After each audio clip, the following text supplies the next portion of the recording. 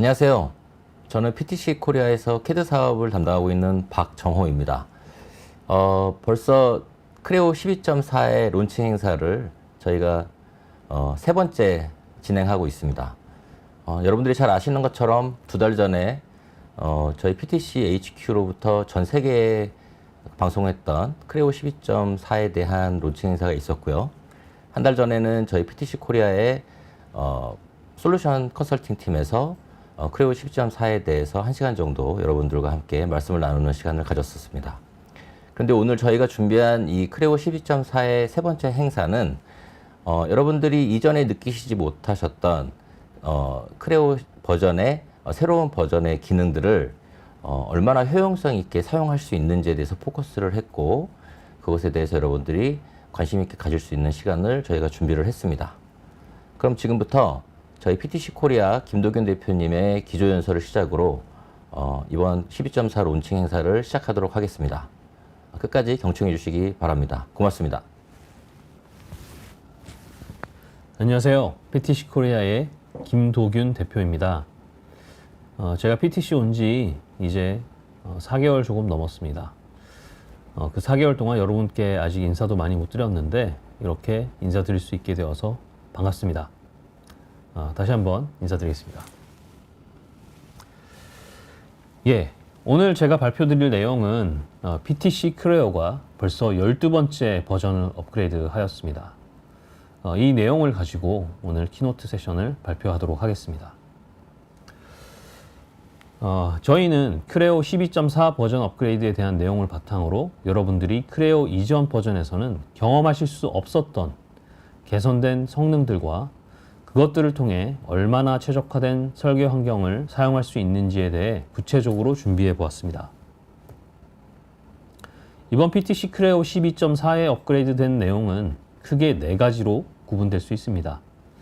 유저 인터페이스와 유저 익스피리언스 부분, 설계자를 위한 시뮬레이션 업데이트, 모델 베이스드 데피니션을 위한 GD&T 어드바이저, 그리고 PTC가 제공하는 생성형 AI 부분이 되겠습니다. 보시는 것처럼 각 카테고리마다 PTC 크레오의 이전 버전 대비 수많은 업데이트와 업그레이드가 되었습니다만 업데이트된 기능별 개수가 중요하다고 말씀드리지는 않겠습니다. 제가 강조하고 싶은 부분은 이러한 기능들을 통해 얼만큼 리드 타임을 감소할 수 있고 비용을 절감할 수 있을지 여러분께서 검토해 보실 수 있는 시간이 되시기를 기대합니다. 첫 번째는 유저 인터페이스와 익스피리언스 부분입니다. 이번 크레오 12.4 업데이트를 통해 여러분은 드라마틱하게 개선된 설계 환경을 경험하실 수 있습니다. 한 가지 예를 들면 여러분이 설계 업무에 자주 활용하시는 패턴 작업에 대해서 피처 옵션을 사용 유무에 따라 반복 작업 시간이 눈에 띄게 줄어들고 설정 오류 발생률을 없앨 수 있습니다. 두 번째는 설계자를 위한 사전 검증용 시뮬레이션입니다. 저희 PTC는 많은 종류의 사전 검증 솔루션을 여러분께 공급하고 있습니다. NCS사와 파트너십을 통해 크레오 환경에서 NCS 솔버를 활용할 수 있는 크레오 시뮬레이션 라이브 CSL과 크레오 NCS 시뮬레이션입니다. 여러분이 잘 아시는 것처럼 CSL은 전통적인 FEA 방식, 즉 유한요소법에서 벗어난 실시간 시뮬레이션으로서 해석을 위해 모델을 간략화하거나 메쉬 작업을 할 필요도 솔빙 시간을 기다릴 필요가 없는 그야말로 실시간 시뮬레이션 솔루션입니다. 공신력 있는 NCS사의 솔버를 사용하고 있고 이미 많은 유수의 기업 고객께서 사용하고 계십니다. 이번 크레오 12.4 업그레이드를 통해 시뮬레이션 솔루션들도 많은 업데이트가 되었는데 그중 CSL과 크레오 NCS에서 사용하는 NCS 솔버를 25R1으로 업데이트 되었습니다. 이것들을 통해 여러분은 이전 버전보다 더욱 향상된 해석 결과 애큐러시를 도출할 수 있습니다. 또한 유동 해석 솔루션인 플로우 애널리시스는 전기장 해석과 음향, 음파 해석 기능이 추가되어 확장된 유동 해석의 기능들을 사용하실 수 있게 되었습니다. 잠시 뒤에 발표될 발표에서 여러분은 제조업에서 지속적으로 화두가 되고 있는 모델 베이스드 데피니션에 대한 세션이 준비되어 있습니다. 이번 세션에서는 PTC가 말하는 제조업을 위한 NVIDIA의 방향성과 PTC를 통해 NVIDIA를 적용했던 고객의 목소리를 들어보실 수 있습니다. 그리고 공차 설계 시 정해진 설계 표준에 맞는 공차가 입력될 수 있도록 가이드해주고 오류를 찾아주는 GDMP 어드바이저의 기능이 업데이트된 내용을 확인해 보시겠습니다. 마지막으로 PTC가 공급하는 생성형 AI 솔루션인 제너레이티브 디자인입니다. PTC 제너레이티브 디자인 제품은 HPC 클라우드의 사용 여부에 따라 GTO와 GDX 이렇게 두 가지 중 선택적으로 사용할 수 있습니다. 이미 여러 솔루션 프로바이더에서도 생성형 AI 제품을 출시하고 공급하고 있습니다만 PTC의 제너레이티브 디자인은 동종 솔루션과는 여러 가지 차별성이 있습니다. 생성된 모델을 바로 설계에 활용할 수 있도록 테슬레이트 B-Rep 형상으로 자동 변환해주는 기능이라든지 NC, CNC, 파팅 라인까지 적용된 주물, 단조, 3D 프린팅과 같은 제조 공법을 고려한 최적화 모델을 생성하는 기능과 같은 것이 큰 차별성이라 하겠습니다. 그것에 대해 크레오 12.4 업데이트에 맞추어 GTO, GDX도 온도 분포 기반 열 최적화 기능과 해석 시간, 리소스를 절감시키는 기술이 탑재되어 여러분은 보다 경쟁력 있는 최적화 모델을 자동 생성하실 수 있습니다. 이렇게 PTC 크레오 12.4 버전은 그 어떤 해보다 뜨겁게 업그레이드 되고 업데이트 되었습니다. 제 발표를 시작하면서 말씀드렸지만 이번 시간을 통해 여러분께서는 새롭게 업데이트된 크레오 12.4 기능들을 통해 얼만큼 리드 타임을 감소할 수 있고 비용을 절감할 수 있을지 검토해 보실 수 있는 시간이 되시기를 기대합니다. 고맙습니다. 안녕하세요. 선도솔루션 황교성 주임입니다. 저는 이번에 출시된 크레오 12의 생산성과 사용 편의성 개선 사항에 대해 소개해 드리도록 하겠습니다. 크레오 12에서 사용성 및 생산성 관련하여 업데이트된 부분은 프리셋 외에 48건 기능 개선이 있고 이를 통해 사용자의 작업 시간이 30% 정도 단축되는 효과를 볼 수 있게 되었습니다. 이번 세션에서는 사용성 및 생산성 향상과 관련된 UI, UX 및 기능 부분에 대해 소개해 드리도록 하겠습니다. 그럼 개선된 주요 기능들에 대한 간단한 소개 후 더 자세히 말씀드리도록 하겠습니다. 새로운 기능에 대한 향상된 툴팁, 레이어 트리의 컨텍스트, 모델 트리 개선 및 디자인 트리 개선, 그리고 탄젠트 엣지 디스플레이 설정입니다. 다음은 모델링 관련 추가 및 개선 내용입니다. 디스플레이 상태 캡션 및 재사용, 피처 옵션 저장 기능, 인클로즈 볼륨 기능 향상, 멀티바디 기능 개선이 포함되어 있습니다. 특히 이 피처 옵션 저장 기능이 이제 설계 초기 작업 시 시간을 이제 크게 단축시킬 수 있는 큰 기대가 됩니다. 모델링 재생성 시간을 확인할 수 있는 성능 보고서 기능 개선과 새로운 스케치 라인 기능, 그리고 개선된 서피스 모델링 기능에 대해 설명해 드리도록 하겠습니다.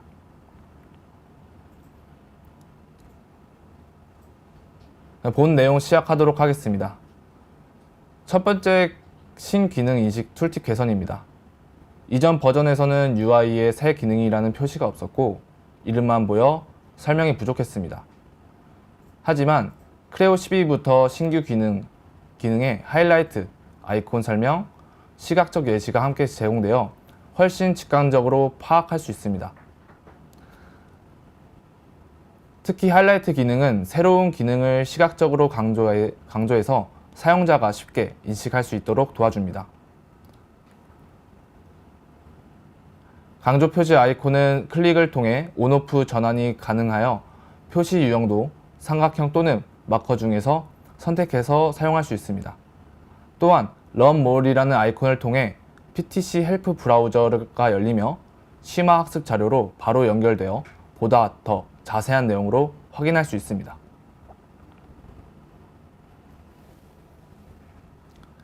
이번에는 레이어 트리의 컨텍스트 메뉴 개선 내용입니다. 툴바에 대한 사용자 정의 기능은 원하는 기능을 커스텀하여 사용할 수 있습니다. 기존 버전까지는 레이어 트리에 미니 도구 모음이 제공되지 않았고 우클릭 컨텍스트 메뉴의 시각적 직관성도 부족했습니다. 하지만 크레오 12부터는 미니 도구 모음이 제공되며 우클릭 메뉴에 기능 아이콘이 추가되어서 시인성과 사용성이 모두 향상되었습니다. 미니 도구 모음은 선택한 피처나 컴포넌트에 맞는 기능만 모아 보여주기 때문에 레이어 트리에서도 훨씬 효율적인 작업이 가능해졌습니다. 모델 트리 및 디자인 트리 기능 개선입니다. 복잡한 트리 구조도 쉽게 빠르게 정리하고 찾을 수 있도록 UI가 대폭 개선되었습니다. 기존에는 설계 트리와 퀼트, 바디 트리가 분리되어 시각적으로 복잡했으나 12버전부터는 하나의 트리로 통합되어 사용자에게 보다 편리한 시각적 환경이 제공됩니다. 사용자 그룹은 이전에 수동으로 생성 및 정렬해야 했으나 현재는 자동으로 노드가 생성되어 퀼트 바디에서도 표시됩니다. 퀼트 이름 뒤에 관련된 피처명이 자동으로 표시되어 모델 트리에서도 서피스 피처를 빠르게 찾을 수 있습니다. 또한 퀼트 트리에서 퀼트 숨기기를 하면 모델 트리에서도 자동으로 숨겨져 반복 작업이 필요 없도록 개선되었습니다. 기존에는 피처나 컴포넌트를 숨길 때 텍스트 레이블도 함께 숨겨졌으나 옵션 창에서 설정에서 숨겨진 객체 텍스트 레이블 흐리게 표시 기능을 통해 숨긴 피처 및 컴포넌트의 텍스트 레이블을 온오프로 뚜렷하게 표시할 수 있습니다. 마지막으로 대형 트리의 반응 속도가 크게 향상되었습니다. 다음은 관련된 동영상 시청하겠습니다.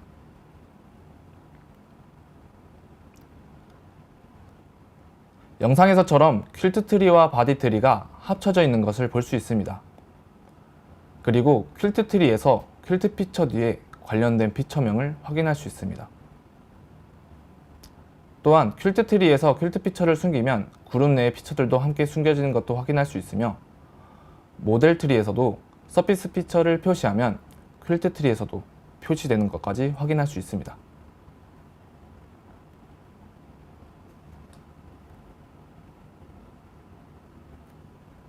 다음은 탄젠트 엣지 디스플레이 설정입니다. 이전 버전에서는 탄젠트 모서리 디스플레이를 콤피그 옵션을 통해서만 제어할 수 있었으며 모서리를 포함한 음영 처리 외에 디스플레이에는 적용되지 않았습니다. 새롭게 추가된 탄젠트 모서리 옵션이 그래픽 내 도구 모음에 추가되었으며 탄젠트 모서리 간 모서리 표시 방식을 보다 쉽게 제어할 수 있습니다. 이 옵션을 선택하면 탄젠트 모서리가 표시되는 모든 뷰에 적용이 가능합니다. 이에 따라 바로바로 전환시켜가면서 작업을 할 수 있어 설계자들에게 큰 편의성을 향상시켜 주었습니다. 다음은 디스플레이 상태 캡처 및 재사용입니다. 기존 버전에서는 가시성 상태를 캡처하는 기능이 없어서 보기관리자에서 원하는 상태를 저장하여 사용했습니다. 이제는 표시 유형 캡처 기능을 통해 모델 내 객체 현재 표시 상태를 임시 보기 상태로 저장할 수 있습니다. 이후 설계 과정에서 표시 유형 전환 기능을 활용해 현재 표시와 캡처된 보기 상태 간에 손쉽게 전환할 수 있습니다. 결합 상태에 의해 관리되는 표시 설정은 표시 유형 전환 영향을 받지 않으며 언제든지 설계 중 캡처된 뷰로 전환이 가능합니다. 다음은 피처 옵션 저장 기능입니다. 기존 피처 생성 시에는 최근 설정 불러오기라는 기능이 없어서 매번 옵션을 적용하는 반복 작업 및 UDF에 의존해야 했습니다. 기존 설계자들이 이 작업을 UDF로 작업했을 때 모델 트리에 깔끔하지 않고 피처 확인 시 UDF 피처를 확장해야 하는 불편함이 있었습니다. 하지만 12버전부터는 자주 사용하는 피처 옵션들을 저장하여 재사용이 가능해졌으며 최근에 사용한 옵션 불러오기 기능을 사용하여 작업 시간을 단축시킬 수 있었습니다. 홀피처 생성 시간이 24초에서 11초로 54% 개선 효과를 봤으며 홀피처 5개 반복 작업 시 클릭 수 130회에서 46회로 64% 감소 효과를 봤습니다. 설정 오류 또한 발생률이 0회로 큰 효과를 보았습니다. 피처 옵션을 저장할 수 있는 유형은 설계에 보편적으로 가장 많이 사용되는 홀, 라운드, 못따기, 밀어내기 커브 피처가 있습니다. 더 빠른 작업을 위해 각 기능, 아이콘 우클릭 시 사전 정의된 프리셋 옵션을 사용할 수 있습니다. 설계자들에게 클릭 수가 줄어든다는 것은 굉장한 효과를 줄 수 있습니다. 크레오 12 버전에서 설계자에게 가장 환영을 받을 수 있는 기능이라고 생각합니다. 다음은 관련 영상 시청하도록 하겠습니다. 모델에 구멍 피처를 추가할 때 대시보드에 프리셋 패널을 확장하시면 최근에 사용한 항목과 저장된 항목이 있습니다. 이 기능을 사용하여 표준 구멍의 카운터 싱크, 카운트 보어의 시간을 단축시킬 수 있습니다. 오른쪽도 동일하게 진행하겠습니다.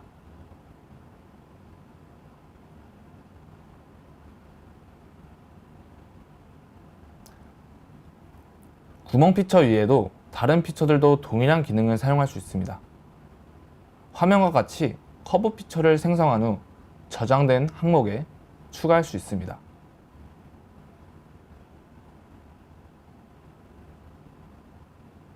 저장되어 있는 커브 피처 UI를 열어서 원하는 피처를 선택하여 추가할 수도 있습니다.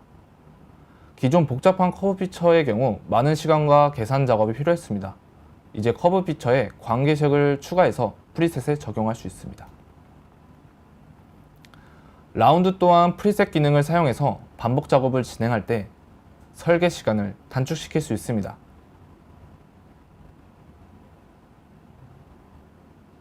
다음은 팔레트 기능에서 스케치 피처를 가져와 저장된 항목에 추가를 한번 해보겠습니다.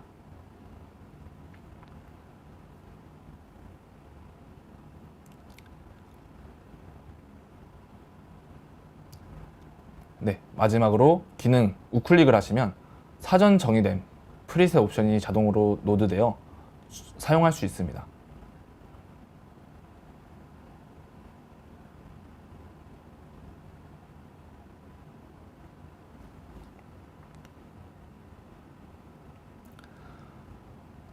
다음은 강화된 인클로즈 볼륨입니다. 인클로즈 볼륨은 모델의 최외곽 크기를 기준으로 내부의 빈 공간의 부피를 자동으로 계산해주는 기능입니다. 기존 버전에서는 단순한 바운딩 박스 형상만 제공되었으며 특정 방향이나 기준 평면 서피스를 지정하여 생성하는 제약 조건은 없었습니다. 12 버전부터는 방향 레퍼런스 기능이 추가되어 빈 파트에서도 인클로즈 볼륨을 생성할 수 있습니다. 생성하는 방법은 인클로즈 볼륨 생성 시 상자 형상 만들기라는 체크박스를 해제해 주시면 됩니다. 인클로즈 볼륨 생성 시 매개 변수 추가 항목이 확장되어 기존 X, Y, G 부피 외에 길이, 넓이, 높이 항목이 함께 제공됩니다. 마지막으로 빈 파트에서 생성된 인클로즈 볼륨 피처를 바닥글로 이동할 수 있어 템플릿 추가에 작업을 할 수 있습니다. 다음은 인클로즈 볼륨 동영상 시청하도록 하겠습니다.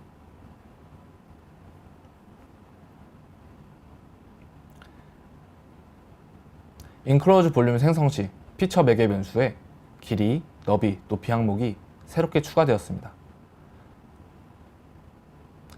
기존에는 인클로즈 볼륨의 방향 참조를 잡아주는 기능은 없었습니다. 하지만 크레오 12에 상자 방향 구속 옵션이 추가되어 인클로즈 볼륨 방향을 지정할 수 있게 되었습니다. 서피스나 평면을 참조로 잡아주시면 됩니다. 그리고 인클로즈 볼륨 생성 시 모델 중심에 좌표계가 자동으로 생성됩니다.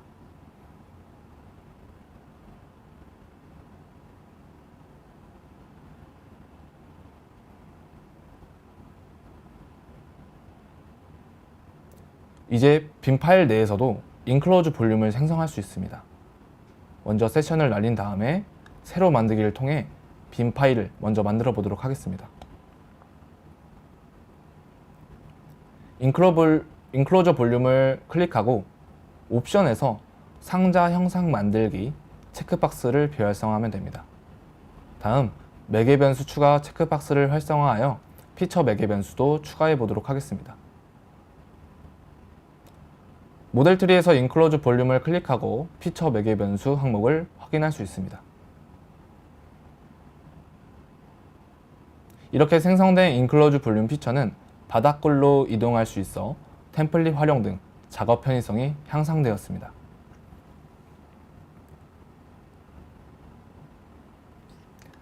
다음은 멀티바디 디자인입니다. 기존 버전에서는 퀼트, 슈링크랩 복사하여 솔리드 형상을 변경하는데 어려움이 있었습니다. 또한 스텝 어셈블리 파일은 단일 바디만 지원했으며 판금 바디 분할 시 언밴드 작업이 불가능했습니다. 12버전부터는 멀티바디 슈링크랩, 스텝 멀티바디 지원, 판금 멀티바디 분할 및 언밴드 작업이 가능해졌으며 멀티 파트인 어셈블리 기능도 새롭게 추가되어 설계 작업이 크게 향상되었습니다. 다음은 관련 영상 시청하도록 하겠습니다. 파트 내 바디 트리에서 원하는 바디들을 일괄 선택한 후 우클릭을 하시면 바디로부터 어셈블리 만들기 기능이 새로 추가되었습니다. 파일의 다른 이름 저장에도 동일한 기능이 있습니다. 그래서 고급 클릭 시 이름 및 상태를 변경할 수 있는 창이 열리게 됩니다. 이 대화 상자에서는 각 바디의 이름 변경, 접두어, 점미어 추가가 가능합니다.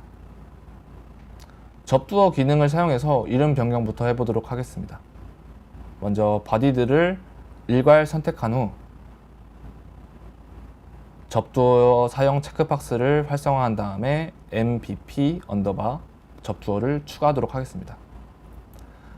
물론 어셈블리 생성 시 템플릿 지정도 가능합니다.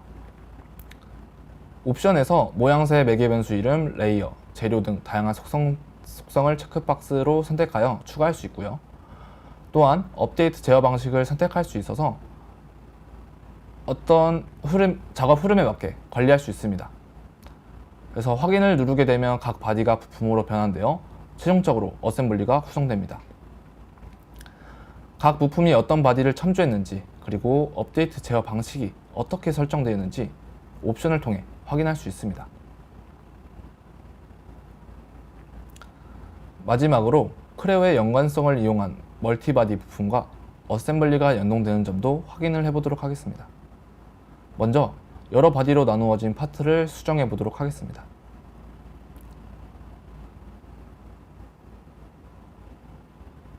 네, 다음 어셈블리로 돌아와서 어셈블리 재생성을 클릭해 주시면 파트와 동일하게 변경되는 것도 확인이 가능합니다.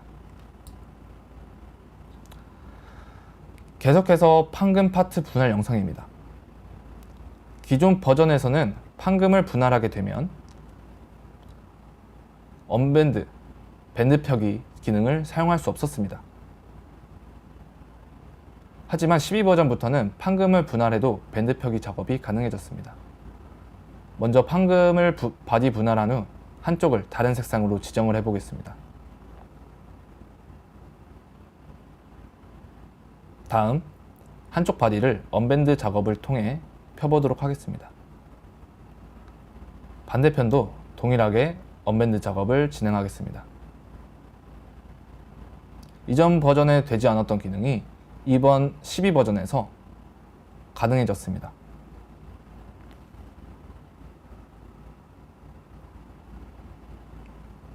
다음은 성능 보고서 기능입니다.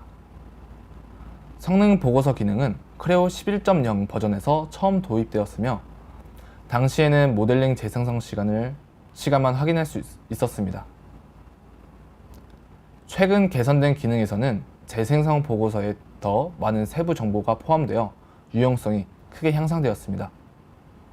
이제 각 컴포넌트의 관계식 패밀리 테이블, 어셈블리 컷, 유형 컴포넌트, 메커니즘에 대한 재생성 시간을 확인할 수 있습니다. 개선된 성능 보고서 도구를 활용하면 모델 재생성 성능을 보다 정확하게 평가할 수 있으며 설계 과정에서 발생할 수 있는 병목 형상을 쉽게 자세하게 찾아내는 데 도움이 됩니다. 모델 경로 확인 가능과 추적이 용이해졌으며 검색 필터, 하이라이트 기능을 통해 모델을 간편하게 확인할 수 있습니다. CSV 저장이 지원되며 엑셀에서도 분석이 가능해졌습니다. 다음은 스케치 기능 추가입니다. 기존에는 중심을 기준으로 양방향으로 뻗는 선을 만드는 기능이 제공되지 않았습니다. 12버전부터는 중심을 기준으로 양쪽으로 확장되는 선을 만드는 기능이 새롭게 추가되어 보다 직관적인 스케치 작업이 가능해졌습니다. 또한 기존에는 스케치 팔레트에 슬롯 홀 형상을 수동으로 추가하여 사용해야 했지만 이제는 슬롯 홀 및 아크 형상 스케치가 기본 제공되어 보다 편리하게 활용할 수 있습니다. 슬롯 홀의 경우 대형 장비 업체에서 자주 사용함으로써 대형 장비 설계자들에게 편의성을 제공할 수 있을 것 같습니다.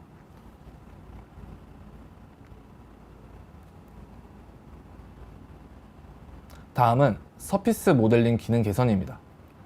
기존 버전에서는 다중 서피스를 유지한 채로 복잡한 형상을 수정하기 어려웠습니다. 이제는 신규 기능이 근사 서피스 기능을 활용해 여러 서피스를 하나의 면으로 단순화할 수 있어 보다 쉽게 편집이 가능해졌습니다. 단순화된 서피스를 통해 처리 속도가 향상되었으며 서피스 오프셋 시 발생하던 형상 깨짐이나 오류의 특이점 문제도 제거되었습니다. 스트레치 값 설정 기능 확장입니다. 기존에는 스트레치 값 설정이 경계 블렌드 기능에서만 가능했으며 이제는 스타일 환경에서도 스트레치 값을 설정할 수 있어 더 유연한 곡면 제어가 가능합니다. 경계 블렌드 서피스 품질 향상 내용입니다. 기존에는 두 개의 라인을 경계 블렌드를 생성할 때 예를 들어서 한 체인의 조건이 탄젠트일 경우 생성되는 면이 탄젠트 조건만 충족시키지만 부자연스럽고 이를 해결하기 위해 사용자가 수동으로 서피스를 조절해야만 했습니다. 그러나 12버전부터는 경계 블렌드 서피스 기능이 개선되어서 조건을 충족하면서 보다 완성도 높은 공률을 가지는 서피스를 생성할 수 있게 되었습니다. 다음은 관련 영상 보도록 하겠습니다. 편집 확장 메뉴에 서피스 근사화 기능이 추가되었습니다. 이 서피스 처리 옵션 종류에는 대체, 복사 및 트림되지 않은 서피스 복사가 있습니다. 서피스를 선택하실 때 컨트롤을 누른 상태에서 개별 선택할 수도 있고요. 체인 컬렉션 기능을 사용하면 다중 서피스를 보다 빠르게 선택할 수 있습니다. 경계 연결 방식에는 근사화된 서피스의 경계를 참조 서피스에 어떤 방식으로 연결할 것인지 선택할 수 있어 경계 조건을 좀 더 유연하게 설정할 수 있습니다.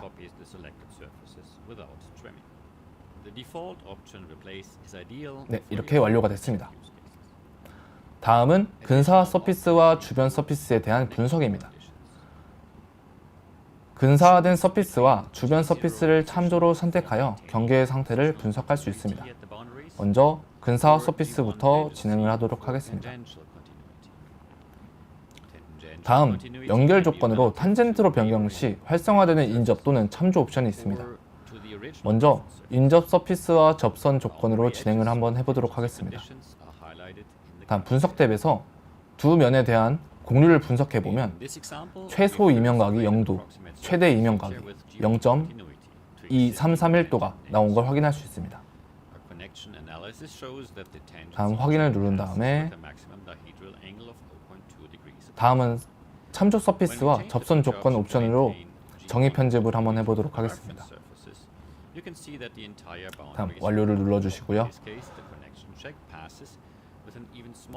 분석을 해보면 동일하게 최소 이명각은 0도가 나오지만 최대 이명각이 0.1035도로 변경된 것도 확인이 가능합니다. 다음은 추가 기능이 제외된 모서리 설명해 드리도록 하겠습니다.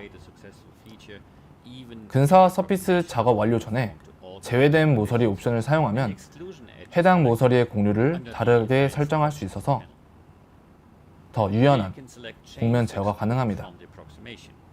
네, 고급 탭에서 제외된 모서리 옵션을 잡아주시면 됩니다.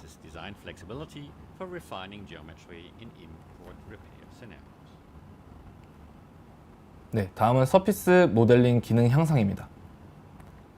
이전 버전에서는 형상 서피스에 만들어지고 있는 서피스는 면의 곡률이 매끄럽지 않고 불규칙적으로 이어지는 경향이 있었습니다. 12버전부터는 형태 품질 제어 옵션 체크박스가 추가되어 해당 옵션을 활성화하면 생성되는 서피스 면이 자연스럽고 부드럽게 생성할 수 있었습니다. 또한 서피스 생성 또는 정의 편집 시 라인 참조를 수동으로 선택하여 번거로움이 있었습니다. 이제는 체인 컬렉션 기능을 통해 다중 참조를 손쉽게 선택할 수 있습니다. 체인 컬렉션 기능에는 다음과 같은 항목들이 있습니다. 선을 따라가며 연속 선택하는 트레이스, 자유 곡선으로 선택하는 라소, 사각형 영역을 선택하는 박스가 있습니다. 다음은 서페이스 관련된 영상 시청하도록 하겠습니다. 먼저 유형을 정의 편집해 주신 다음 참조 변경할 라인을 꺼내 보도록 하겠습니다.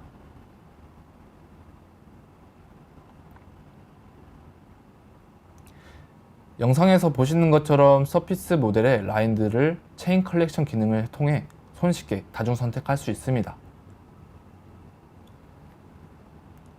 서피스 라인을 체인으로 선택한 뒤에 참조 편집을 누르면 현재 참조되고 있는 커브 목록이 표시되며 참조 재정의를 통해 원하는 커브로 변경할 수 있습니다. 기존 버전에서는 참조 커브를 하나하나 수동으로 클릭해 변경해왔지만 이번 기능 개선을 통해 작업 시간을 크게 줄일 수 있게 되었습니다.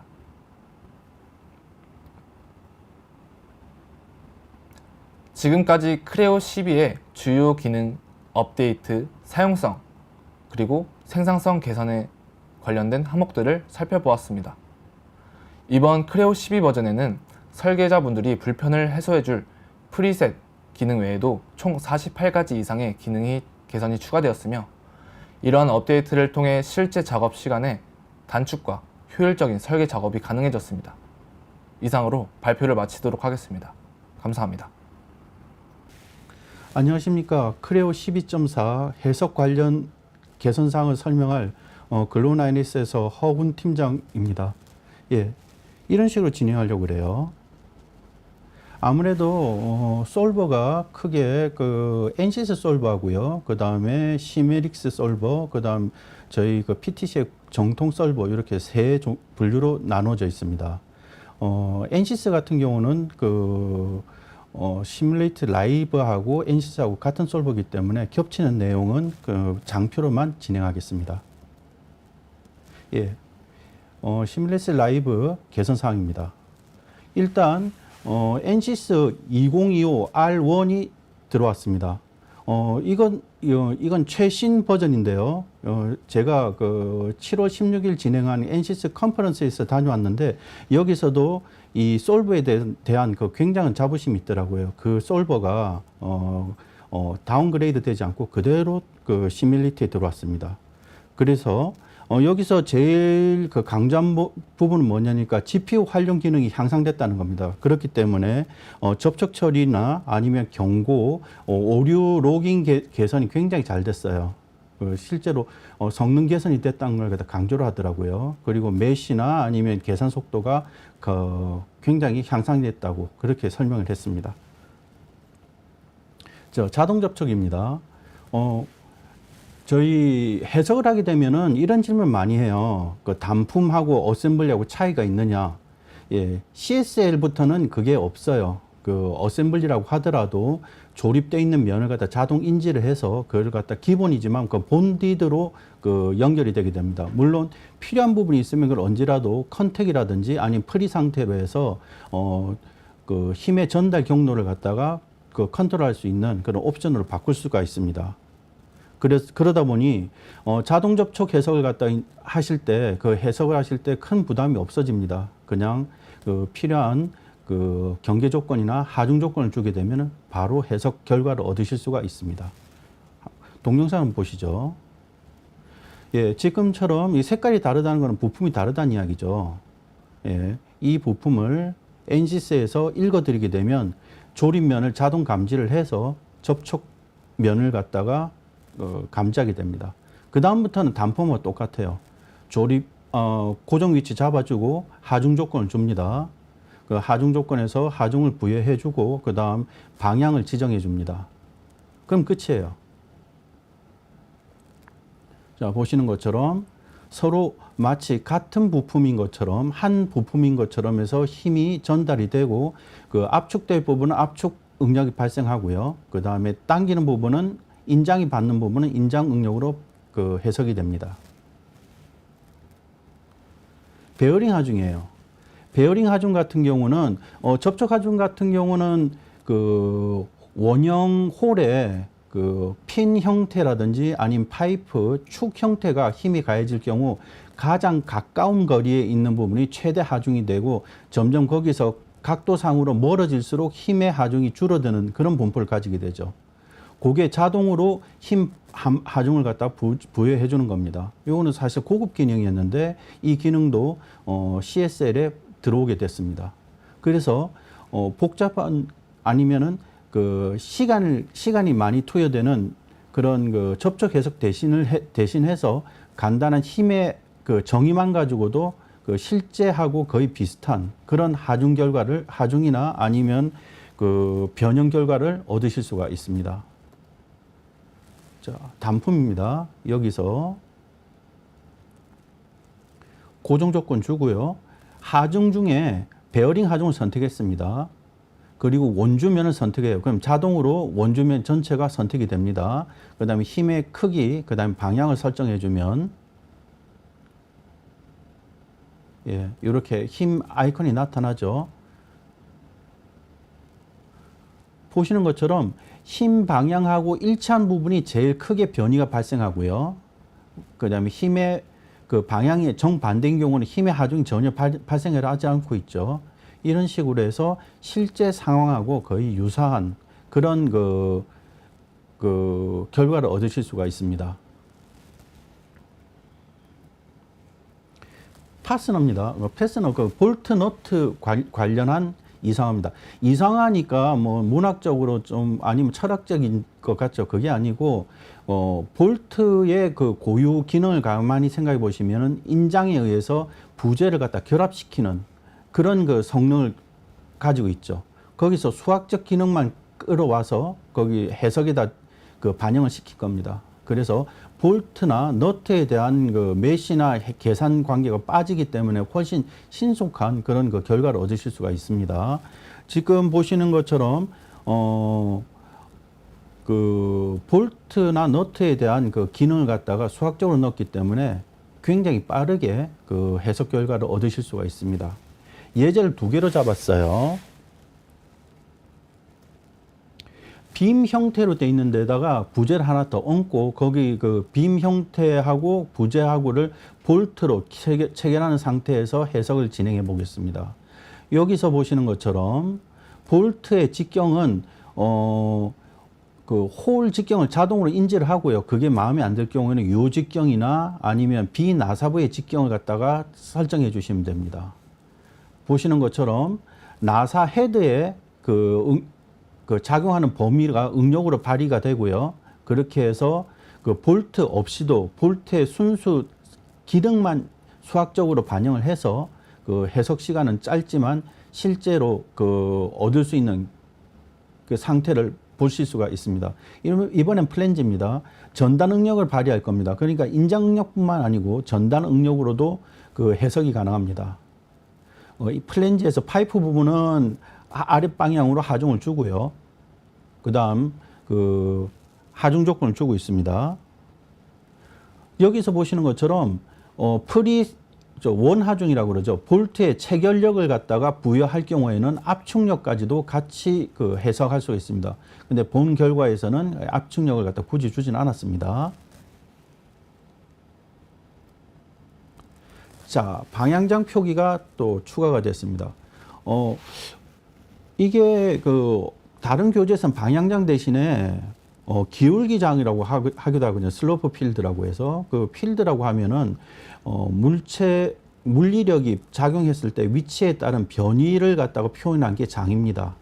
거기에 대한 추이를 갖다 볼 수 있게 볼 수 있는 기능이 추가가 됐습니다. 보시는 것처럼 그 물리력이 그 위치에 따른 그 분포뿐만 아니고 분포만 가지고는 조금 경향 파악하기가 어렵습니다. 근데 분포에 대한 변이를 갖다가 그 표현한 게 장 개념이거든요. 그래서 그 물리량으로는 온도라든지 압력, 그 다음에 응력 방향까지도 그 장으로 표시할 수가 있는 기능이 들어왔습니다. 일단 온도부터 보시죠. 외부 영역을 갖다가 해석을 하고 있습니다. 지금 이렇게 온도 그 분포는 쉽게 나왔죠. 여기서 장 개념이 들어가서 분포가 어느 쪽으로 치우쳐져 있는지 그 방향을 갖다가 쉽게 그래프로 표현하고 있습니다. 온도가 한쪽으로 치우치면서 냉각되는 게 보이시죠? 그리고 이렇게 화살표로 해서 벡터 상태도 보실 수가 있습니다.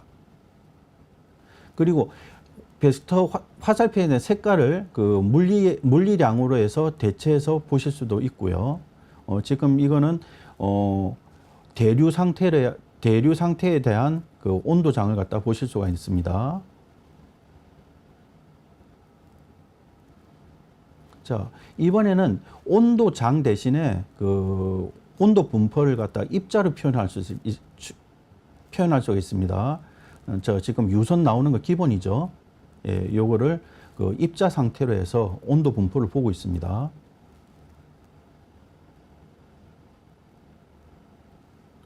그렇다고 그 온도 자체가 입자로 표현되는 거 아니에요. 그냥 온도 계산되는 거 아니고 그 디스플레이만 그렇게 한다는 겁니다. 자, 이번엔 응력장입니다. 고정을 하고 고정단에서 그 힘에 의해서 변형되는 그런 그 응정장을 갖다가 보여주고 있습니다. 이렇게 하면은 응력에 대한 그 경향을 갖다 쉽게 파악할 수가 있습니다. 그래서 이렇게 하면은 조금 그 해석이 익숙해지신 분은 나중에 그 크랙이 어떻게 진행할지도 그 경향을 파악하실 수가 있습니다. 화살표의 사이즈도 이렇게 쉽게 변형이 되죠. 자, 엔시스 개선 사항입니다. 자동 접촉 설명드렸죠. 후처리 기능입니다. 접촉에서 후처리 기능이 강화됐습니다. 후처리라고 하면은 방금 그 CSL에서 봤던 거는 해석의 결과가 모델의 플린지 상태로 해서 표현이 됐었는데 이것까지는 좀 부족하다. 그 구간을 나누어서 그 물리량이 어떻게 변이되는지에 대해서 상세하게 보고 싶을 경우 그때 쓰는 게 프로브 기능입니다. 크레오 시뮬레이터에서는 프로브 대신에 메저란 그 기능명을 쓰기도 합니다. 프로브가 그러니까 사용자가 지정한 그 범위에 따라서 거기에 대한 물리량을 갖다가 표현해주는 그래프를 갖다가 프로브라고 해요. 그 기능이 이제 추가가 됐습니다. 자, 지금은 컨택 중에서도 접촉 해석 중에서도 변이를 갖다가 먼저 확인하겠습니다. 이게 그 인치 단위거든요. 0.5인치로 해서 핀이랄까요? 파이프가 움직이게 됩니다. 그러면은 거기에 대한 접촉으로 해서 훅 부분이 벌어졌다가 줄어들게 되죠. 그래서 착탈되는 그런 그 시뮬레이터입니다. 일단 변이부터 확인을 했고요. 이것을 변이량을 프로브 기능으로 해서 그래프를 이렇게 보실 수가 있습니다. 단계별로 해서 그 깊숙하게 들어가니까 그 거리가 점점점 늘어나는 그런 그래프 보실 수가 있죠. 그리고 단계별로 변형되는 그런 스트레스를 갖다가 또 그래프로 보실 수가 있습니다. 자, 그래서 코너 부분이 이렇게 그 응력이 집중되는 걸 확인하실 수가 있죠. 자, 이번에는요, 착탄력을 보겠습니다. 조립할 때하고 탈거할 때 그 발력이 달라지기 때문에 이것 가지고 탈거력을 갖다가 그 계산할 수가 있습니다. 자, 보시는 것처럼 들어갈 때 한번 피크를 찍고요. 나올 때도 피크를 찍습니다. 그 사이 왜 0까지 안 들어갔냐? 완전히 조립이 안 된 상태에서 이걸 갖다 뺐기 때문에 그런 겁니다. 그리고 접촉 해석이 또 정밀해진 걸 갖다 제가 설명을 안 드렸네요. 지금 보시는 건 상하로 움직이는데 아래쪽에 있는 후크 같은 경우는 그 틈새가 있어서 과잉 그런 응력이 발생하면 찢어지게 그렇게 해서 착탄력을 좀 완화시킨 그런 모델입니다. 그래서 조립할 때 들어가면은 단순히 뒤로만 후퇴되는 게 아니고 응력에 따라서 좌우로 벌어지는 것까지 모델링한 걸 보실 수가 있죠. 이게 고급 그 시뮬레이터에 들어있던 내용인데 이게 CSL이나 아니면 NCS에서도 이게 반영이 됐습니다. 자, 패스너 이상화 설명드렸고요. 플로우 어널리시스에서 개선 사항입니다. 자, 플로우 어널리시스 쓰셨으면 아시겠지만 뭐 유동이라든지 유선이라든지 아니면 온도장 같은 거는 분명히 결과 쉽게 얻으실 수가 있죠. 그런데 이런 경우가 있어요. 우리 회사에서 맞는 해석 결과가 맞느냐, 아니면은 좀 그 다른 회사에서는 어떤 식으로 해서 결과물을 갖다 만들어내느냐, 그 결과를 갖다 집계하는 그런 거에 대해서 갈등이 많으셨을 거예요. 그래서 저희 시메릭스에서 그 오랜 동안 그 고객을 지원하면서 고객들이 썼던 그리고 제일 필요한 부분들을 잠깐만 멈추고 보시겠습니다. 그거를 표준화 시켰습니다. 그래서 필요한 부분들, 제일 많이 쓰는 그 물리량들, 그리고 비주얼적으로 많이 쓰는 것들을 갖다가 표준으로 만들었습니다. 이게 리포트입니다. 그래서 여러분 갈등하실 필요 없이 해석하고 난 다음에 그 결과를 리포트 기능을 쓰시게 되면은 이렇게 HTML 파일로 만들 수가 있습니다. 그리고 그 내용 자체는 언제라도 그 라디오 버튼을 이용해서 넣었다 뺐다가 가능해요. 그래서 회사에 맞는 양식을 갖다가 그 표준어로 되어 있는 걸 회사 양식에 맞게 바꾸실 수가 있습니다. 안타깝게도 한글은 지원이 안 돼요. 자, 전기장 해석입니다. 전기장은요, 맥스웰 솔버를 갖다 적용하게 됩니다. 우리 기계나 기구 설계하실 때는 사실 그 전기장 해석에서 크게 관심 있는 건 발열이죠. 그래서 고체 솔리드를 한 후 거기다가 열 전도도라든지 비열, 그다음 그냥 전도도를 속성을 부여해서 위치에 따른 그 물리량 변화를 그래프화 시킨 게 이 전기장 해석입니다. 보시는 것처럼 물체를 갖다 그 솔리드 물체예요. CFA에서는 고체 메쉬, 그다음에 그 유체 영역 메쉬 따로 할 수가 있죠. 지금은 고체 영역에 대한 메쉬를 하고요. 그다음 물리량을 갖다 선택을 합니다. 내가 어떤 그 CFA에다 어떤 해석을 할지. 그래서 열하고 그다음 전기장 해석을 모듈을 선택을 했습니다. 그다음에 전기장이니까 인입력에 전기에 대한 물리량을 줘야 되겠죠. 저희 그 예제에서는 인입부에다 250A를 부여를 했습니다. 250A를 선택을 했어요. 그리고 인출부에는 그 전위차로 해서 0V를 선택을 했습니다. 그래서 전위차에 의해서보다는 전류량에서 그 전류가 흘러가게 그렇게 세팅을 했습니다. 글자가 작아서 잘 안 보이시겠지만 그 다음 물리량을 선택을 합니다.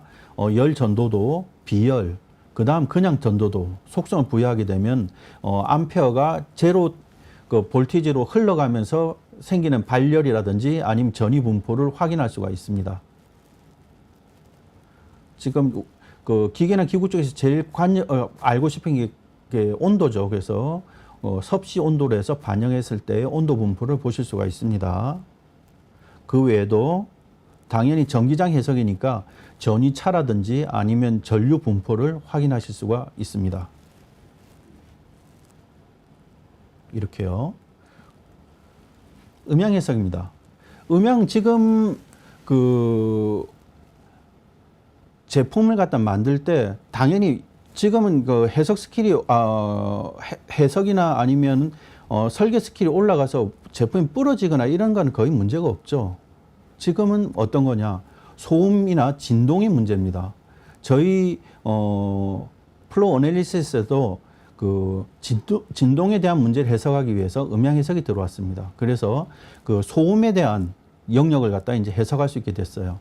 해석 유형으로는요, 광대역 음향, 그 다음 라이트 힐, 그 다음 FWH 방식으로 해서 광대역 음영을 할 거냐. 그 광대역 음향 해석이란 거는 그 넓은 음영에 대한 주파수 해석을 할 수가 있는 거고요. 라이트 힐이란 거는 그 유체에 대해서 방향성이 있다든지 방향성 없는 거, 그 다음에 서로 음원들의 간섭에 의한 그 난료에 의한 그 음원을 갖다가 해석할 수가 있습니다. 그리고 FWH 방식으로 따르면 경계면이 유체 대 유체가 아니고 유체 대 고체일 때 그때 그 음원을 갖다 해석할 수가 있습니다. 속칭 그게 뭐라고 하죠?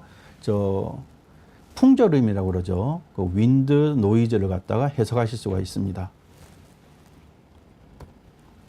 자, 이렇게 로터가 있습니다. 여기 5100 RPM으로 해서 회전시켰을 때 음원을 갖다가 보도록 하겠습니다. 외부 부피를 잡았고요. 해석 모듈로는 공력하고 그 흐름을 갖다 선택을 했습니다.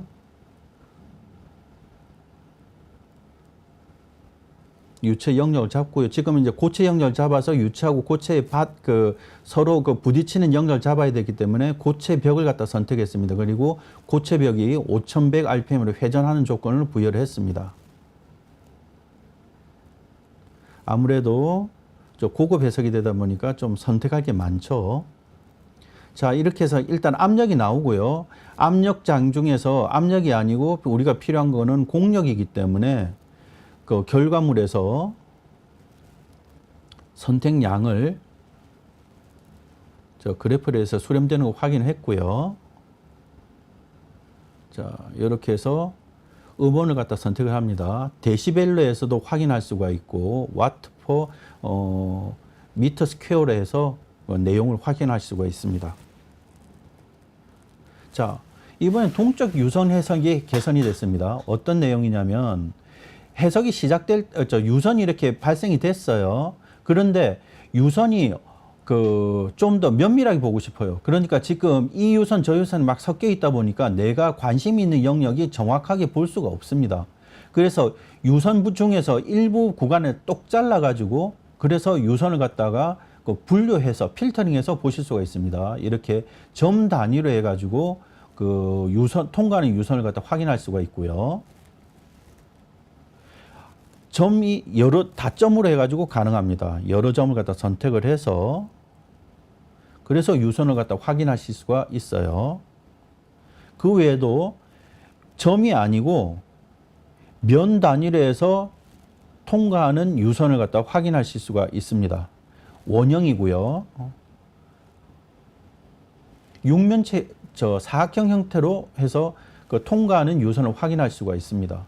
이렇게 해서 유선이 이렇게 복잡한 상태가 아니고 필요한 부분만 딱 선택을 해서 확인할 수 있는 기능이 강화가 됐습니다. 자, 아이콘이 개선이 됐습니다. 좀 뭐랄까 심플하게 변했죠. 특히 여기 보시면 우리 태극기에 나오는 이 태국 문양이 있어요. 이거는 그 종 해석이라고 해서 비슷한 밀도를 가져 있는 그 액체끼리 섞이는 그런 현상을 보실 수가 있는데 딱 우리 태국 문양하고 딱 맞게 돼 있죠. 마지막으로 시뮬레이트입니다. 혹시 용접 기능을 쓰십니까? 용접 피처에서 만들어진 게 안타깝게도 지금까지는 시뮬레이트에 가졌으면 그 솔리드로 그 용접을 만들었는데 불구하고 메시가 되질 않았었습니다. 근데 이제부터는 그 솔리드로 그 용접을 만들면 그게 해석으로 반영이 됩니다. 자, 쭉 보시고요. 자, 지금 보시면 일반 메쉬를 했을 때는 메쉬가 안 만들어지죠. 분명히 솔리드인데도 불구하고요. 그런데 용접 옵션에서 글루라고 하는 옵션을 선택하게 되면요. 지금 그 유저 글루라고 하는 걸 선택했거든요. 그래서 메쉬를 하게 되면은 용접 부위까지도 이렇게 메쉬가 됩니다. 그래서 이제 용접을 그 설계했으면 쓰지 마시고 혹시 그 용접에 의한 그 해석이 필요하실 경우에는 용접 그 기능을 갖다 이용하셔가지고 그래서 해석을 진행하시기 바랍니다. 자, 결론입니다. 엔시스 같은 경우는 엔시스 25R1 솔브가 탑재돼서 속도가 훨씬 개선됐고 정확도도 좋아졌습니다. 플로우 어널리시스 같은 경우는 보고서가 표준화되어 있는 보고서를 만들 수가 있고요. 전기장이나 음향 해석, 그 다음 유동 해석에 대해서는 유선을 갖다가 필터링해서 확인할 수 있는 기능이 들어갔습니다. 아이콘도 예뻐졌고요. 그 다음 웰드, 그 용접에 대한 접촉 해석도 이제 쉽게 되게 됐습니다. 이 정도로 해서 그 해석 관련 그 웨비나를 마치도록 하겠습니다. 들어주셔서 고맙습니다. 안녕하세요. 3P체인 기술지원팀 박상범입니다. 크레오 12 개선사항 중 MBD and GD&T 어드바이저 개선사항 소개해드리겠습니다.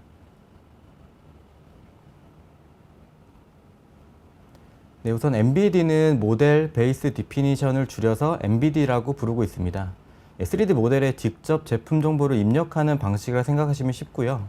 기존에는 2D 위주 작업이 100%였다면 현재는 3D의 중요한 치수, 공차 등을 입력해서 사용하고 있는 업체들이 많아지고 있는 추세입니다. MBD의 가장 큰 장점은 3D 모델의 치수를 직접 정의하였기 때문에 3D와 치수를 동시에 검토할 수 있다는 내용입니다. 주로 복잡한 모델이나 설계 변경 등을 검토할 때 유용하게 쓸 수 있겠습니다. 그리고 해당 3D 주석을 뷰어로 저장을 해서 전달하면 타 부서에서도 크레오 없이 바로 확인이 되어 업무 공유도 빨라집니다. 엔비디아의 대표적 사례는 ABB 파워플랜트 컨피그레이터가 있습니다. 과거에는 2D 도면 기반으로 플랜트 구조를 설계했었지만 그 제한사항이 있기 때문에 현재는 PLM과 MBD 시스템을 활용해서 시장에 대한 단축을 하고 있는 상황입니다. 네, 지금까지 MBD에 대해 간략하게 소개해 드렸고요. 개선된 사항을 설명드리도록 하겠습니다. 첫 번째는 복사 붙여넣기를 활용한 주석 재사용입니다. 기존에는 우측에 보이는 이미지처럼 주석들을 입력하고 나서 유사한 데이터 주석을 다시 입력하려면 수동으로 반복했어야 합니다.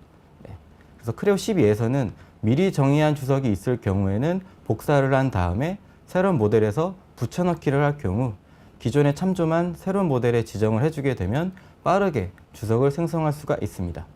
영상을 통해서 한번 확인해 드리겠습니다.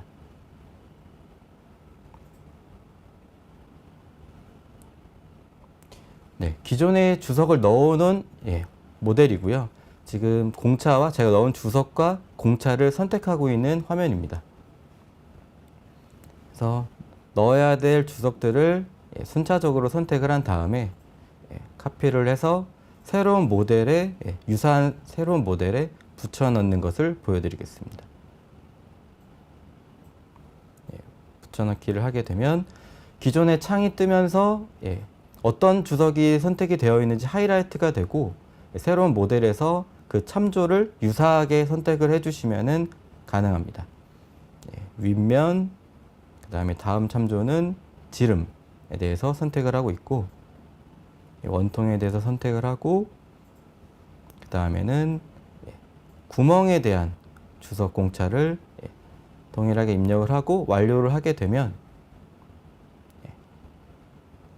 여기서도 주석에 대해서는 붙여넣기를 하였지만 공차는 추가적으로 어느 주석에 붙일지 또 지정을 할 수가 있습니다. 그래서 원하는 형태로 복사를 하게 되면 이런 식으로 기존의 모델에서 새로운 모델로 주석을 붙여넣기 하는 기능이 가능합니다. 두 번째는 의도 체인 지원입니다. 기존에는 주석을 넣은 부분이 형상이 수정될 경우에는 주석이 오류가 나는 경우가 있었는데요. 크레오 12에서는 의도 체인이라는 기능을 활용해서 개선이 가능해졌습니다. 형상이 수정이 되어도 참조가 누락되지 않고 유지할 수가 있게 되었고, 크레오 뷰어 파일로 변환을 하여도 해당 의도 체인이 어느 부분인지에 대한 하이라이트가 되기 때문에 업무 공유가 개선되었습니다. 이것도 영상을 통해서 확인하도록 하겠습니다. 지금 지름에 대한 주석을 선택을 했을 때 모서리 부분만 선택이 됐었는데요. 의도 체인이라는 기능을 통해서 윗면에 전체에서 체인을 잡도록 하겠습니다. 윗면 전체에 대한 체인을 인식시키고 의도 체인을 참조로 만들어 놓고요. 그 다음에 기존의 주석을 방금 만들어 놨던 체인에다가 연관을 지으시면은 형상이 수정되어도 저 주석은 깨지지 않고 유지할 수가 있게 됩니다. 그래서 선택을 하고 완료를 하면 이런 식으로 저 주석과 전체적인 의도 체인이 연결된 것을 확인할 수 있고요. 아까 말씀드렸듯이 크레오 뷰 화면입니다. 크레오 뷰 화면에서도 저 주석을 선택했을 때 전체적인 체인이 선택된 것도 확인할 수가 있습니다. 세 번째는 평면에서 지름치수 지원입니다. 기존에는 평면 방향이 맞을 때만 지름치수가 생성되어서 원하는 방향으로 만들 때 좀 불편했던 내용이 있었는데요. 크레오 12에서는 원통축을 따라서 배치가 가능하기 때문에 원하는 방향에서 디테일한 치수를 생성할 수가 있게 되었습니다. 또 영상을 통해서 한번 확인하도록 하겠습니다. 방향에 대한 것들을 평면을 지정을 하고 지름치수를 뽑으면 이런 식으로 쉽게 표현이 가능합니다. 기존에는 이런 것들이 지원되지 않았다라고 보시면 될 것 같고요. 그래서 쉽게 뽑을 수가 있고 방향을 변경해서도 지름치수가 잘 나오는 것도 확인시켜 드리겠습니다. 네, 이런 식으로.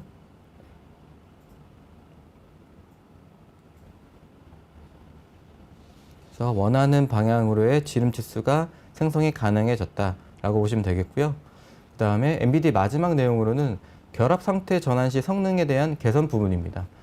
기존에는 이 이미지에 있는 것처럼 주석을 많은 부분들을 넣게 되면은 결합 뷰에 대해서 상태 전환을 했을 때 좀 버벅거리는 부분들이 발생을 했었는데요. 크레오 12에서는 이 성능이 향상이 됐기 때문에 많은 주석을 입력을 하고 결합에 대한 뷰를 전환하셔도 성능적으로 많이 나아졌기 때문에 NVIDIA 부분을 좀 잘 활용할 수 있을 것 같습니다. 여기까지가 NVIDIA에 대한 개선 사항이었고요. 다음은 GD&T 어드바이저에 대해서 소개해 드리겠습니다. 해당 이 모듈 자체도 처음 보는 분들이 있으실 것 같아서 간단하게 소개를 해드리면 GD&T 어드바이저는 공차에 대한 적용과 검증을 한 번에 지원을 하는 확장 모듈이라고 생각하시면 되고요. 그래서 공차를 생성하는 기능과 검증이 되는 기능이 들어있는 모듈이다 라고 생각하시면 됩니다. 이 GD&T 어드바이저의 장점은 당연하게 프로그램적으로 정의된 공차를 넣기 때문에 표준을 지킬 수 있다라는 게 장점입니다. 그리고 이 공차를 넣는 적용 방법 자체가 설계자마다 다른 의견들을 낼 수 있는 것들을 프로그램적으로 제한을 둘 수 있기 때문에 그런 시간도 많이 절감이 됩니다. 그리고 이 공차를 넣은 부분에 대한 오류와 오해들이 있을 수 있기 때문에 해당에 대해서는 제조 비용이 절감할 수 있다는 게 장점입니다. 그리고 보이시는 것처럼 이미지에 있는 부분들이 GD&T 어드바이저의 모듈에 대한 기능 이미지입니다. 기능 이미지고요. 그래서 보시게 되면 어느 특정 면을 선택했을 때 공차를 넣고 싶을 때 원하는 이 면에서 넣을 수 있는 공차들이 이렇게 초록색으로 추천을 해줍니다. 그리고 넣을 수 없는 부분은 이렇게 비활성화가 되기 때문에 설계자가 실수하지 않고 검증을 넣을 수 있다는 게 장점입니다. 그리고 오른쪽의 이미지처럼 어드바이저 트리라고 해서 제가 공차를 잘못 넣었거나 아니면 수정이 좀 필요한 부분들은 이렇게 코멘트를 해주기 때문에 설계자가 놓치지 않고 수정을 할 수가 있다라는 게 장점입니다. 간단하게 GDNT 어드바이저에서 소개를 해드렸고요. 개선된 내용도 설명드리겠습니다.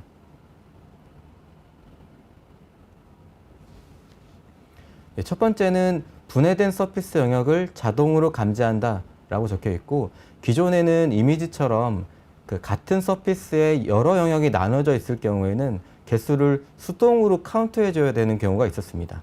네, 현재 크레오 12에서는 이런 경우에는 자동으로 3개의 면으로 인식을 하기 때문에 원하는 형태로 만들 수가 있다라는 게 장점입니다. 또 두 번째는 패턴에 대한 방향 및 형상 공차 결합 지원입니다. 해당 내용은 패턴으로 뭔가를 만들었을 때 형상의 공차와 방향 공차를 둘 다 넣을 수 없는 부분이 기존 버전이었는데, 크레오 12에서는 패턴에 대해서 방향 공차와 형상 공차를 한 번에 넣을 수가 있다. 그렇기 때문에 ASME와 ISO 표준 준수를 향상할 수 있다라는 게 장점입니다. 세 번째는 스케치 기반의 구멍 패턴을 지원한다라는 내용입니다. 기존에는 스케치로 만든 구멍을 패턴으로 인식하지 못해서 사용자가 직접 모든 인스턴스를 선택해야 했습니다. 이제 크레오 12에서는 스케치 기반 구멍도 자동으로 패턴으로 인식하고 구멍수가 바뀌었을 때 자동으로 GDNT 어드바이저에서도 업데이트가 되는 것을 확인할 수가 있고요. 이 세 가지를 한 번의 영상으로 보여드리겠습니다. 네. 첫 번째는 GDNT 어드바이저에 들어가고 있는 화면이고요. 네, 들어가게 되면 지금 구속되지 않은 면들을 보여주고 있고, 위에 있는 면에 대해서 공차를 한번 넣어 보겠습니다. 공차 기능을 눌러서 확인을 누르게 되면, 완료까지 누르면 바로 공차가 생성이 됩니다. 위에 3X라고 써져 있는 것처럼 한 면이지만 3가지 영역으로 분리된 것들을 자동으로 카운트할 수 있다는 게 장점이고, 그 다음에 스케치로 된 구멍도 잘 인식하는지 한번 보도록 하겠습니다. 여기서 스케치로 된 구멍을 인식했을 때 자동으로 패턴을 인식하는 것을 확인할 수가 있습니다. 그래서 원하는 형태의 어떤 값을 입력을 하고, 지금 위치도를 입력을 했고 수직도까지 입력을 했습니다. 여기까지 봤을 때는 구멍에서 색깔이 노란색으로 표시가 됩니다. 아직 완전하지 않다라는 얘기고요. 추가된 기능인 형상 공차까지, 원통도까지 넣었을 때는 초록색으로 완전 구속이 된 것을 확인할 수가 있습니다. 기존에는 지원하지 않았던 내용입니다. 그래서 원하는 규격에 대해서 원활하게 넣을 수가 있게 되어 있고, 그 다음에 추가적으로 여러 가지 서피스를 인식하는 기능이 추가가 됐기 때문에 원하는 형태의 서피스를 인식하고 공차를 넣는 게 편리해졌습니다. 그래서 그룹으로 인식이 되고, 이 면들을 OK를 누르게 되면 60개의 면이 잡힌 것을 확인할 수가 있고, 공차가 들어간 것도 확인할 수 있습니다. 이렇게 선택했기 때문에 형상이 변경이 돼도 이 공차 값들도 업데이트 될 수 있다라는 게 장점입니다. 기존에는 일일이 선택했어야 되는 부분들이라고 보시면 되겠고요.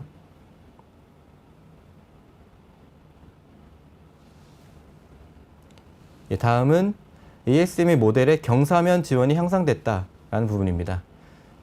네, 주조, 단조, 사출 부품을 구분할 수 있는 새로운 모델 타입이 추가가 됐고요. 또 ASME Y14.8 2022에 새로 도입된 전체 피처 수정자 FF도 지원하게 되었습니다. 그래서 드래프트 형상을 표준에 맞게 훨씬 명확하게 정의할 수 있게 되었고요. 이것도 실제 화면으로, 영상으로 보면서 확인하도록 하겠습니다.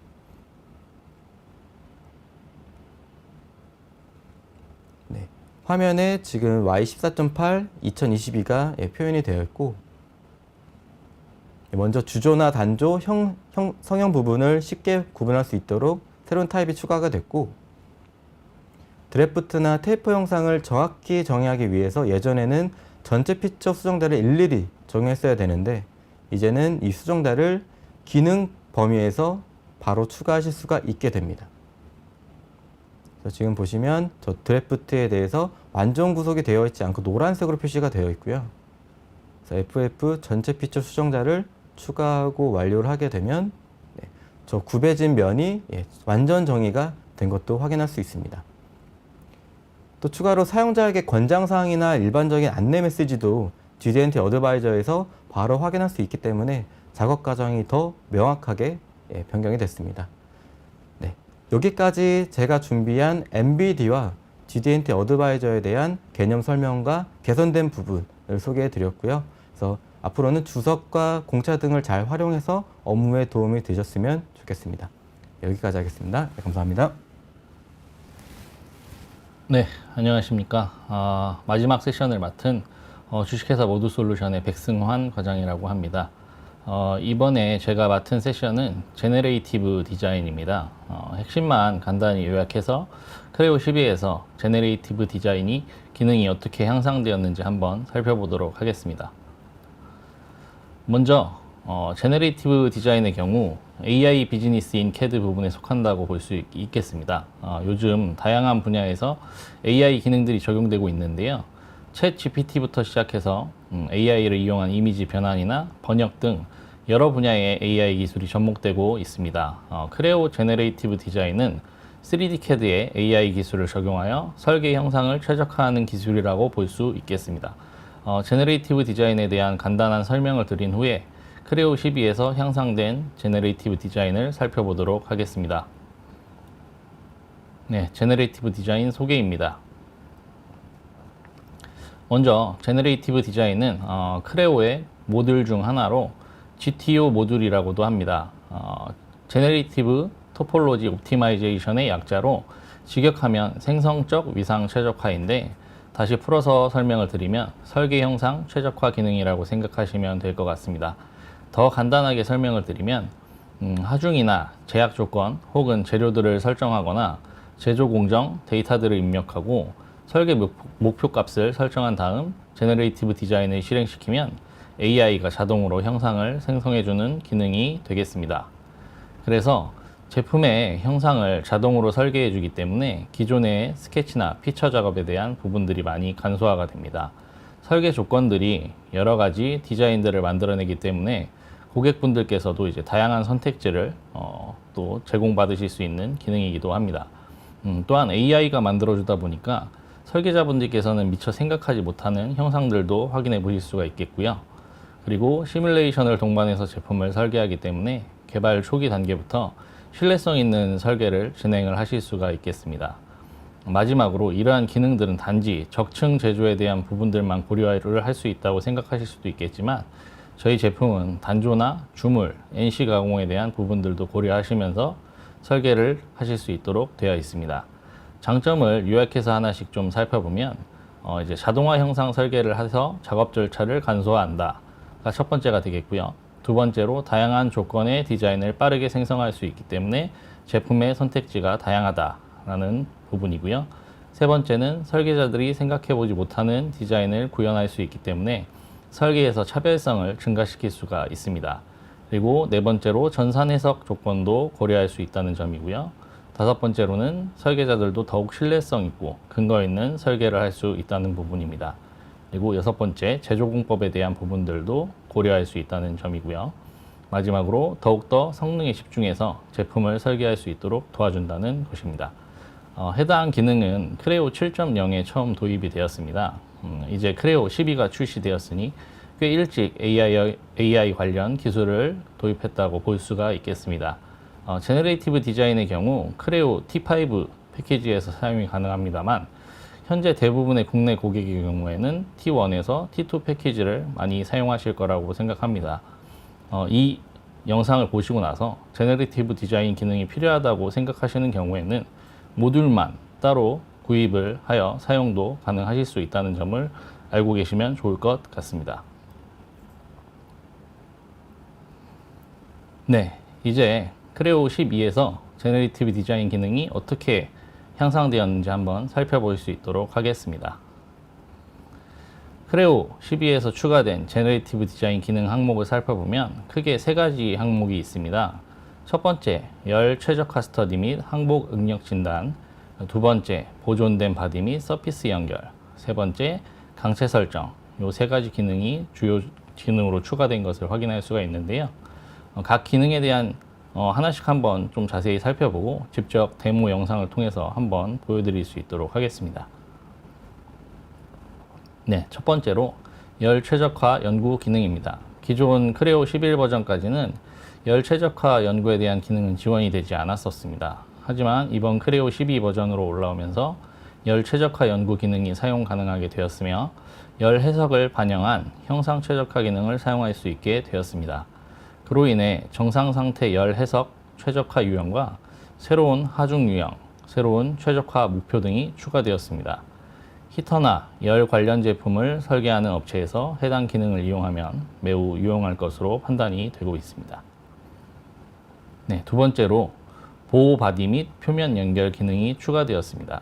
이전에는 해당 기능이 없어서 형상 연결이 안 되는 부분이 발생하기도 했었습니다. 하지만 크레오 12에서는 이제 새로운 형상 제약 조건인 보호 바디 및 표면 연결 기능을 이용하여 주요 형상의 손실을 방지하고 설계 목적을 정확히 달성할 수 있게 되었습니다. 크레오 12 제네레이티브 디자인에서는 오류를 줄여서 좀 더 완벽한 형상 최적화를 진행을 하실 수 있습니다. 마지막 세 번째로 강체 지정 기능이 추가되었습니다. 기존 크레오 11까지는 모든 바디가 변형 가능이었으나 크레오 12에서는 강체로 이제 지정이 가능하게 되었으며 연결된 형상의 경우에는 바디 간 접촉 생성이 자동으로 생성이 됩니다. 크레오 12에서 해당 기능이 추가됨에 따라서 해석 시간이 단축되어 성능 또한 향상이 되었습니다. 네, 이제 실제 영상을 통해서 한번 크레오 12에서 향상된 제너레이티브 디자인 기능을 보여드릴 텐데요. 크레오 11과 비교해서 어떻게 바뀌었는지 먼저 한번 살펴보도록 하겠습니다. 네, 이제 파트 모델에서 응용 프로그램 탭에 생성형 설계를 선택하여 제너레이티브 모드로 들어갑니다. 보시면 설계 공간 그룹에 시작 형상, 보존된 형상, 제외된 형상 세 가지 기능이 존재하고 검토 부분을 보시면 구조 검토, 모달 검토 두 가지 기능이 제공하는 것을 확인할 수 있습니다. 또한 설계 기준 추가해서 설계 제약 조건 부분을 살펴보면 형상 제약 조건이 네 가지 기능을 제공하는 것을 확인할 수가 있습니다. 네, 그리고 나서 이제 크레오 11을 한번 살펴보도록 하겠습니다. 네, 동일하게 제너레이티브 디자인 모드에 들어가시면 설계 공간 그룹에 보시면 시작 형상, 보존된 형상, 제외된 형상 이외에 보존된 서피스라는 기능이 추가된 것을 확인하실 수가 있고요. 검토 부분 또한 역시 살펴보면 구조 검토, 모달 검토와 열 검토가 추가돼서 세 가지 기능을 사용할 수 있게 되었습니다.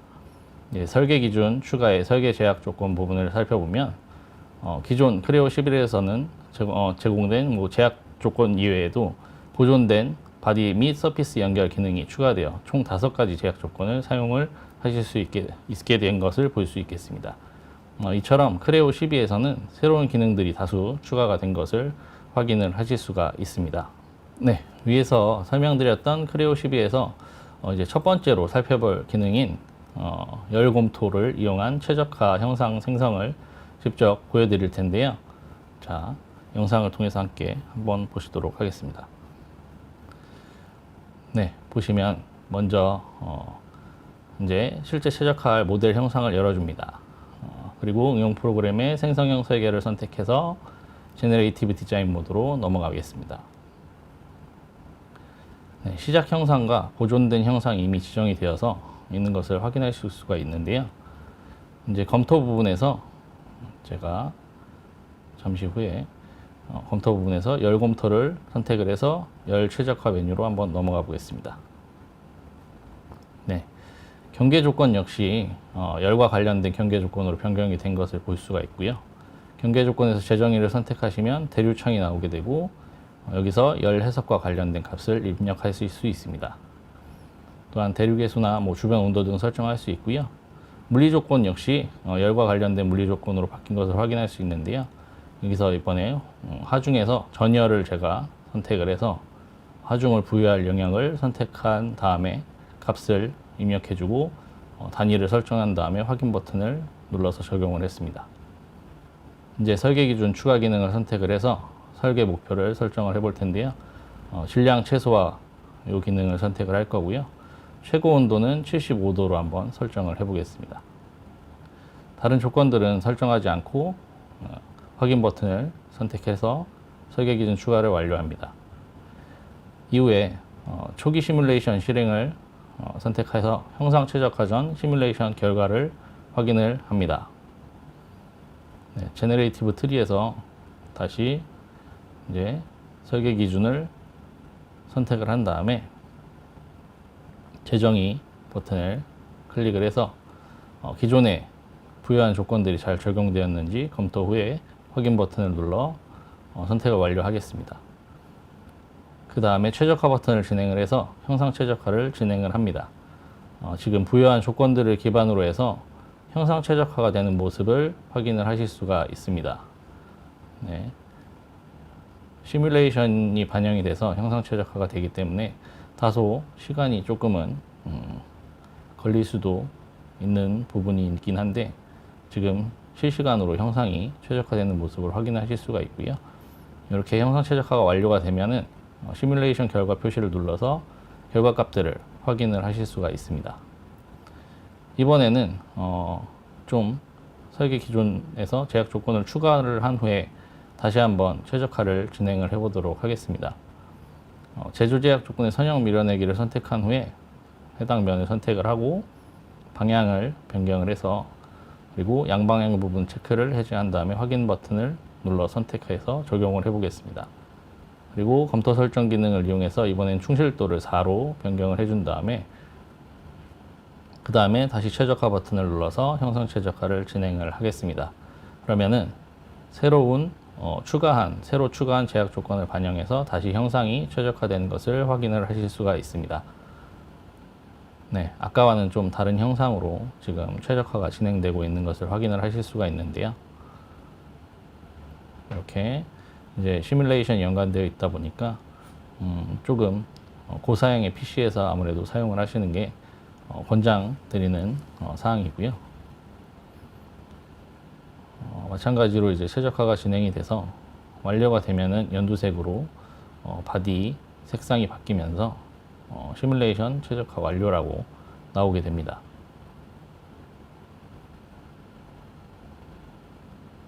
네, 지금 패스 되었고요.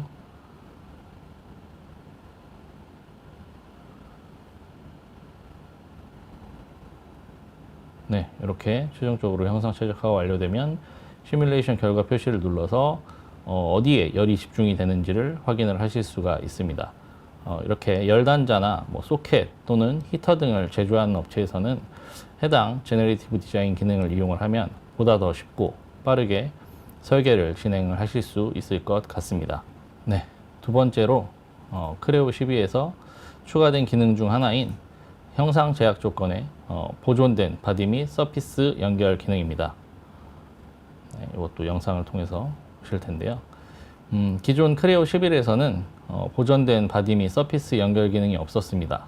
그래서 시작 형상과 보존된 바디를 선택하고 최적화를 진행을 했을 때 연결이 안 되는 부분도 발생을 하였습니다. 지금 보여드리는 것처럼 이제 잠시 후에 최적화를 진행을 할 텐데요.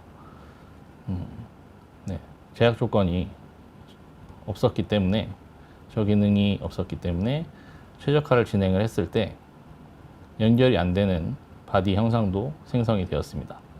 이렇게 지금 앞부분이 연결이 되지 않았죠. 네, 이렇게 연결이 안 되는 부분도 생겼었는데요. 크레오 12에서는 이제 보존된 바디 및 서피스 연결 기능이라는 게 추가가 되면서 이 해당 제약 조건을 부여를 하고 최적화를 진행했을 경우에는 보존된 바디를 연결하는 데 있어서 오류 발생이 줄어들어서 완벽한 형상 구현이 가능하게 되었습니다. 네, 제약 조건을 부여한 다음에 다시 최적화를 진행을 하게 되면 앞서 보신 것과는 다르게 앞부분까지 완벽하게 형상 연결이 되는 것을 확인을 하실 수가 있습니다. 네, 이렇게 모델링 형상이 생성이 된 것을 확인하실 수가 있고요. 네, 그 다음에 이제 마지막으로 아까 말씀드렸던 연결된 형상에서 변형 가능으로만 설정할 수 있었던 부분이 크레오 12에서는 강체로 지정을 할 수 있게 되었는데요. 이전에는 이제 강체로 지정하는 기능이 없어서 연결된 형상에서 이제 보시면은 네, 여기 보시면은 이제 저렇게 변형 가능으로밖에 표현이 안 됐었습니다. 근데 이제 강체로 제가 원하는 파트들은 지정을 할 수 있게 크레오 12에서는 업데이트가 되었습니다. 강체로 변형을 할 경우에는 이제 변형된 바디보다 훨씬 더 빠르게 해석을 진행을 할 수가 있습니다. 이렇게 빠르게 되는 것을 확인하실 수가 있고요. 그로 인해서 해석 시간이 좀 줄어들어서 조금 더 빠르게 형상 최적화를 진행할 수가 있게 되었습니다.